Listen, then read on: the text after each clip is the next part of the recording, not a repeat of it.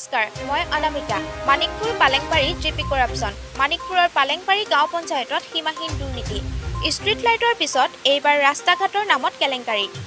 বঙাইগাঁও জিলাৰ মানিকপুৰ উন্নয়ন খণ্ডৰ অন্তৰ্গত পালেংবাৰী গাঁও পঞ্চায়তত সীমাহীন দুৰ্নীতি সংঘটিত হোৱাৰ অভিযোগ উত্থাপিত হৈছে। ইতিপূৰ্বে গাঁও পঞ্চায়তৰ নামত অহা ষ্ট্ৰীট লাইটৰ নামত ব্যাপক দুৰ্নীতি সংঘটিত কৰি ৰাজ্যৰ ৰোষত পৰি সংবাদ মাধ্যমৰ শিৰোনামা দখল কৰা পঞ্চায়তৰ সভানেত্ৰী ললিতা বৈশ্যই এইবাৰ ব্লক ৰাস্তা নিৰ্মাণ আৰু MGNৰেগাৰ কামত সংঘটিত কৰিলে ব্যাপক দুৰ্নীতি। প্ৰাপ্ত অভিযোগ মতে MGNৰেগা আঁচনিৰ অধীনত পালেংবাৰী তৰুণ ফুকন প্ৰাথমিক বিদ্যালয়ৰ খেলপথাৰত যি মাটিৰ কাম কৰিছে তাত ভয়ংকৰ দুৰ্নীতি সংঘটিত কৰাৰ লগতে পঞ্চায়তত যিমানবোৰ মাটিৰ কাম কৰিছে সকলো কামত সভানেত্ৰীয়ে ব্যাপক কেলেংকাৰী সংঘটিত কৰিছে। ২ নং পালেংবাৰী চাৰিআলিৰ পৰা বৌমাৰী পাৰঘাটলৈ যোৱা CC ব্লক ৰাস্তা নিৰ্মাণৰ নামতো সীমাহীন দুৰ্নীতিৰ অভিযোগ উত্থাপিত হৈছে। ৰাস্তা নিৰ্মাণ সমিতিৰ সভাপতিক আটকান কৰি বলপূৰ্বকভাৱে চহী আদায় কৰি সমুদায় ধন আত্মসাৎ কৰাৰ অভিযোগ উত্থাপিত হৈছে। সভানেত্ৰীৰ এই দুৰ্নীতিৰ লগত GRS কনিষ্ঠ অভিযন্তাই হাত উজান দিয়াৰো অভিযোগ কৰিছে স্থানীয় ৰাইজে। দুৰ্নীতিৰ শূন্য সহনশীল চৰকাৰৰ মন্ত্ৰী বিধায়ক তথা বিভাগীয় আমোলা বিষয়াসকলে কি ভূমিকা গ্ৰহণ কৰে সেয়া পৰৱৰ্তী সময়ত লক্ষণীয় হ'ব। মন্তব্য স্থানীয় ৰাইজৰ। আপিলিঙৰ ক্ষেত্ৰত যিকোনো কাম কাজ মেম্বাৰৰ লগত ল'ব লাগে, কোনো মেম্বাৰৰ লগত নলয়, সি নিজে কৰে। তাৰ লগত ছেক্ৰেটাৰী থাকিব, ছেক্ৰেটাৰী সিয়ে মাত্ৰ আলোচনা কৰি যিকোনো কাম সিয়ে কৰে, তামিয়ে কৰে। মেম্বাৰৰ লগত কোনো সম্পৰ্ক নাই। এইটো আমাৰ তৰুণ ফুকন প্ৰাথমিক বিদ্যালয় স্কুল, ইয়াত এই MNৰেগাৰ কাম হৈছিল। MNৰেগাৰ কামত যিকোনো MNৰেগাৰ কামত প্ৰেচিডেণ্টৰ চহী লাগে। আমাৰ মেম্বাৰে এই মাষ্টাৰুল দিব যাওঁতে মাষ্টাৰুল চহী লাগে, মাষ্টাৰুল চহী কৰিব যাতে সিয়ে নিজা কৰি তাতে ৬০,০০০ টকাৰ আৰু এই মাষ্টাৰুল বানাই ডিমাণ্ড দিছিল।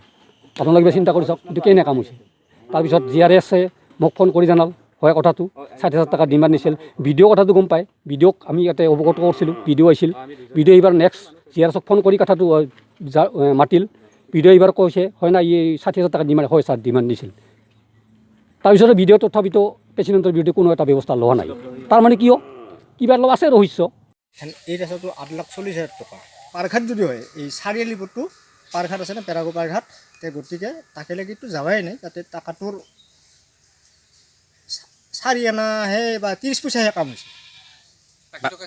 বাকী টকা কি কৰলা কৰে আমাৰ প্ৰেচিডেণ্টে জানে। প্ৰেচিডেণ্টে আত্মসাৎ কৰিলে নেকি? কৰিব পাৰে। কনষ্ট্ৰাকশ্যন কমিটিৰ প্ৰেচিডেণ্টও জড়িত আছে নেকি টকা আত্মসাতৰ লগত?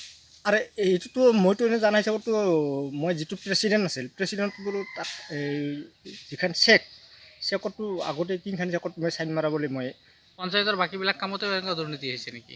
হৈছে, চব কামতে দুৰ্নীতি হৈছে। প্ৰেচিডেণ্টৰ নাম কি? প্ৰেচিডেণ্ট ললিতা বৈশ্য।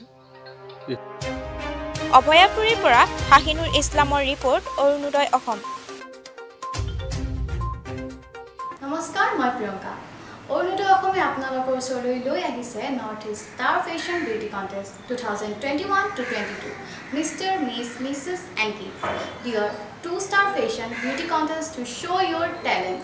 এই ইয়াত অংশগ্ৰহণ কৰিবৰ বাবে যোগাযোগ কৰক 7002568177 বা 7002071921 বা 9706957080 এই নম্বৰত। ধন্যবাদ।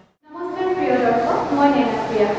আপোনালোক সকলোৱে জানে অৰুণোদয় অসম নিউজ চেনেল পৰ্টেলটো আমাৰ মাজত বৰ্তমান দ্ৰুতগতিত চলি আহিছে।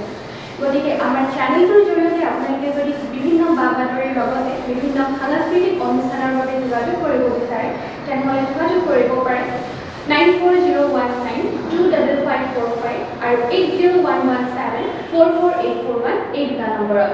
ধন্যবাদ।